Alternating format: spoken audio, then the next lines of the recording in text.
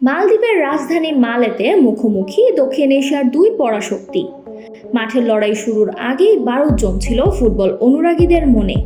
সেই উত্তাপের প্রতিফলন ঘটল ম্যাচের পরতে পরতে। ম্যাচের শুরু থেকেই দুই দলই ছিল আক্রমণাত্মক, তবে ১৭তম মিনিটে এগিয়ে যায় ভারত।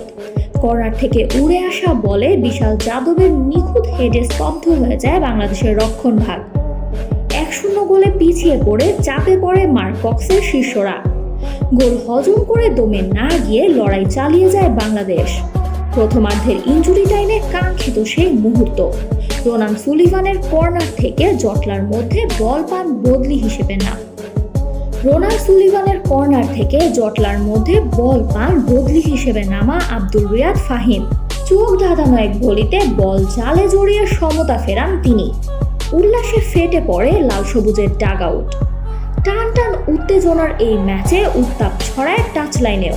রেফারিকে কেন্দ্র করে তর্কে জড়ায় দুই দলের কোচিং স্টাফরা, যার জেরে ভারতের এক সাপোর্ট স্টাফকে হলুদ কার্ড এবং বাংলাদেশের প্রধান কোচ মার্ক কক্সকে লাল কার্ড দেখিয়ে মাঠ ছাড়ার নির্দেশ দেন রেফারি। দ্বিতীয়ার্ধে ব্যবধান বাড়াতে মরিয়া হয়ে লড়ে দুই দলই, তবে গোলরক্ষক মাহিন যেন হয়ে ওঠেন দুর্ভেদ্য দেয়াল। তার কয়েকটি দুর্দান্ত সেভ হার থেকে বাঁচায় বাংলাদেশকে। শেষ পর্যন্ত ১-১ গোলের সমতায় শেষ হয় খেলা। এই ড্রয়ে ভারতের সমান ৪ পয়েন্ট হলেও গোল ব্যবধানে পিছিয়ে থেকে গ্রুপ রানার্স আপ হিসেবে সেমিফাইনাল নিশ্চিত করেছে বাংলাদেশ। আর চ্যাম্পিয়ন হিসেবে শেষ ৪-এ গেছে ভারত। ফাইনালে টিকিট পাওয়ার লড়াইয়ে সেমিফাইনালে বাংলাদেশের সামনে এখন নেপাল। অন্যদিকে ভারত লড়বে ভুটানের বিপক্ষে।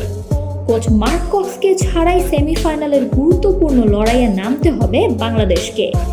তবে ভারতের বিপক্ষে এই লড়াই থেকে পাওয়া আত্মবিশ্বাসী হতে পারে ফাইনালের পথে বাংলাদেশের বড় শক্তি।